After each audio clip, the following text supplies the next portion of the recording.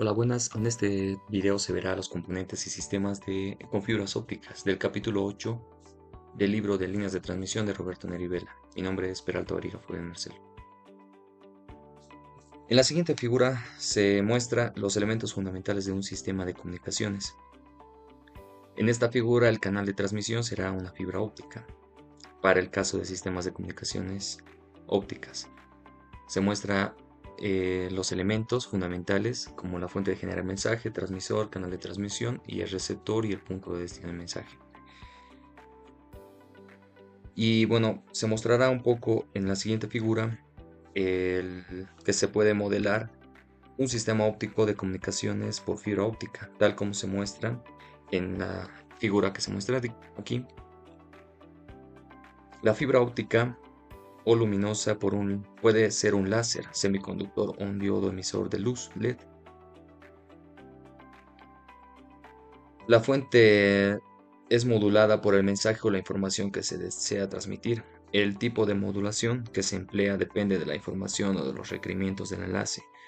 Así, por ejemplo, se puede utilizar ASK, WK, PAM y PPM. Se puede ver un poco más con detalle que sería el ASK, la modulación por desplazamiento de amplitud. La WK sería modulación de encendido y apagado. PAM sería modulación de pulsos en amplitud y la PPM sería modulación de pulsos en posición. Los amplificadores se requieren en enlaces largos y hay varios tipos. Unos regeneran la señal además de amplificarla y reciben el nombre de amplificadores electrónicos. Estos dispositivos realizan una conversión óptica electrónica,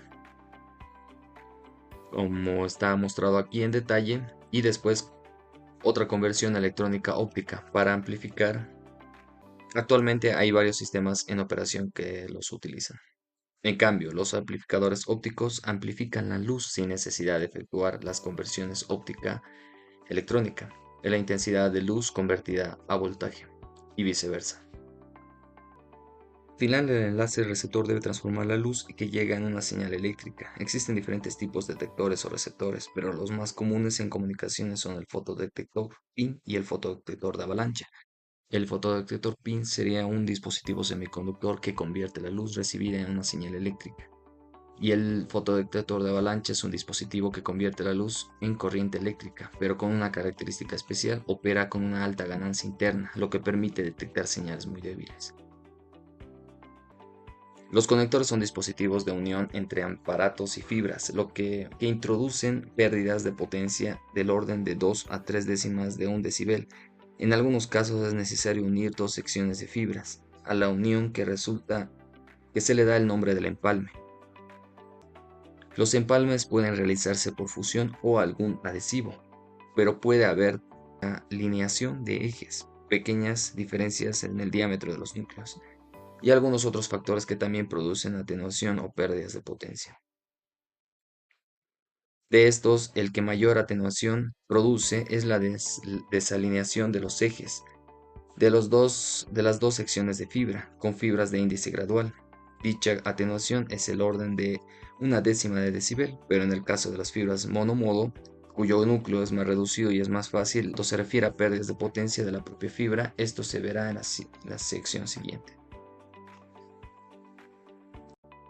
Ahora, viendo acerca de la atenuación, en la figura se muestra la curva aproximada de atenuación de las fibras ópticas en función de la frecuencia, que se muestra, bueno, la curva aproximada de atenuación y ventanas de operaciones de las fibras ópticas, que algunas fibras comerciales tienen atenuaciones menores. Sin embargo, estrictamente y para cada fibra en particular, la atenuación exacta depende de varios factores: pérdidas por absorción, mostradas un poco más a detalle aquí. La atenuación es la pérdida de potencia de la señal óptica conforme avanza a lo largo de la fibra, y puede deberse a la absorción, que es causada por impurezas e iones en el vidrio de la fibra, como el agua.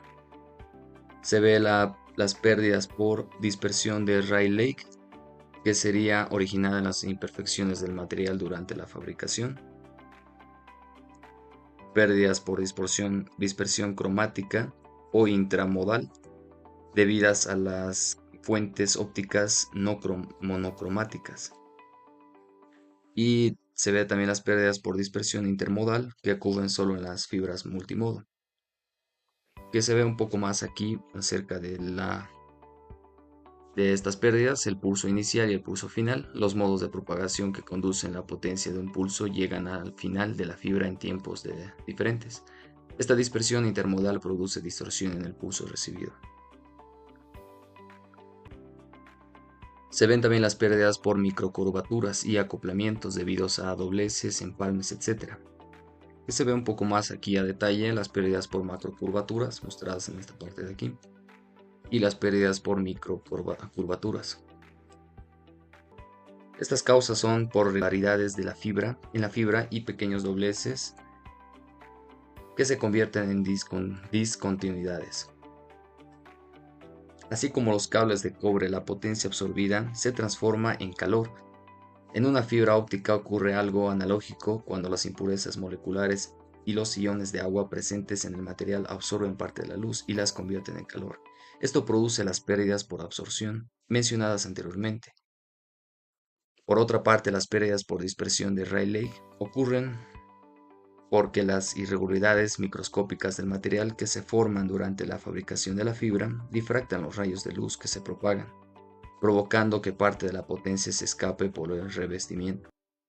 Las causas extrínsecas se deben a procedimientos defectuosos de instalación y son por tanto un tipo de pérdidas por el que el instalador puede reducir si instala la fibra óptica de forma adecuada. Las pérdidas más importantes por causas extrínsecas son las pérdidas por radios de curvatura, mostrando un poco más de la gráfica a detalle. Son las pérdidas por radios de curvatura demasiado pequeños y por suciedad en los conectores, también por tensiones excesivas durante la instalación o por torsiones de la fibra óptica que se pueden producir, las denominadas microcurvaturas, de las cuales también producen atenuación en la luz transmitida. Las pérdidas del tipo intrínseco varían en función a la longitud de onda utilizada. Las pérdidas de Rayleigh son mayores cuanto menor es la longitud de onda respecto al tamaño de las impurezas de la fibra. Por lo tanto, las pérdidas de Rayleigh son menores para longitudes de onda mayores. Las pérdidas por absorción tienen un mínimo sobre los 1550 nanómetros, aumentando hacia la zona de ultravioleta y también la zona del infrarrojo. Las pérdidas por imperfecciones de la guía, microcurvaturas producidas en el propio procesamiento de fabricación, son prácticamente constantes para cualquier longitud de onda. Juntando todos los efectos, se obtiene la gráfica mostrada a continuación, que hay unas zonas donde la atenuación es mínima, que corresponde a las denominadas ventanas de 1330 nanómetros y 1500 nanómetros. También se observa que hay una zona sobre los 850 nanómetros donde las pérdidas no son mínimas, pero sí que son constantes, la cual es un requisito fundamental en el trabajo con fibras ópticas. Esta última ventana, denominada ventana 1, corresponde a una zona muy habitual del trabajo con fibras ópticas del tipo multimodo. La potencia de la señal óptica se va atenuando exponencialmente conforme avanza la dirección positiva de Z, al igual que en los demás tipos de líneas. Si se considera solo la intensidad de la señal en función de Z, la potencia inicial P sub 0 y su coeficiente de atenuación alfa, la potencia está dada de la siguiente ecuación, de que esta sería P sub 0 la potencia inicial, alfa el coeficiente de atenuación, en nepers por kilómetro o decibelios sobre kilómetros, y Z sería la distancia. Con base en lo explicado, el coeficiente alfa depende de las distintas variables y de la frecuencia. El material de la fibra son impurezas y las tolerancias de manufactura determinan finalmente la curva exacta de atenuación de una marca en particular. Sin embargo, los valores dados para alfa en la figura que se vio en este apartado, la forma y la curva son muy representativos y cercanos a la realidad. Las pérdidas se reducen significativamente cerca a los 1500 nanómetros, y esto es un hecho atractivo su uso en años recientes, junto a la introducción de otros desarrollos tecnológicos necesarios para trabajar en dicha tercera ventana, En resumen, gracias a los avances de las técnicas de fabricación, el límite teórico ya ha sido prácticamente alcanzado.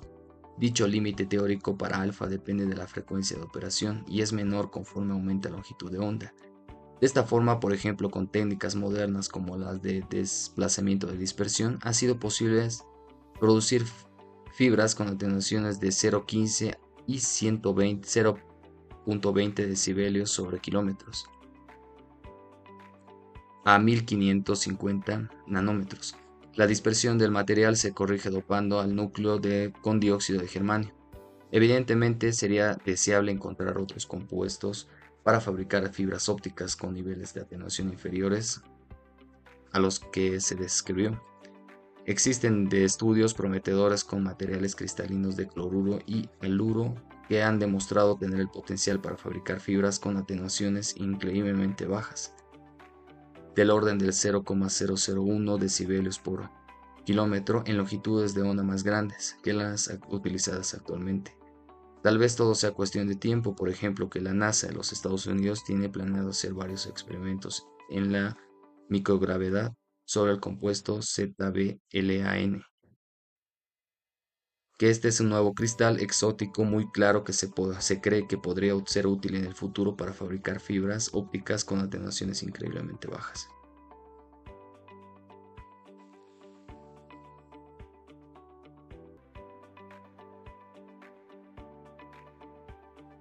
Ahora mostrando un ejercicio, eh, el 8.1, una fibra óptica tiene una atenuación de 0,7 decibelios sobre kilómetros a 1300 nanómetros. Si la potencia que entra a la fibra en su extremo inicial es de 100 microvatios, ¿cuánta potencia hay a una distancia de 3 kilómetros más adelante a lo largo de la fibra? La solución, bueno, mostrada aquí, que sería en la distancia de 30 kilómetros, se reemplaza el inicial, que sería 0,7, los 100 microvatios, y las pérdidas multiplicadas 0,7 por 30. Y bueno, resolviendo el ejercicio, se tendría los 0,794 microvatios. Eso sería todo por mi parte. Muchas gracias.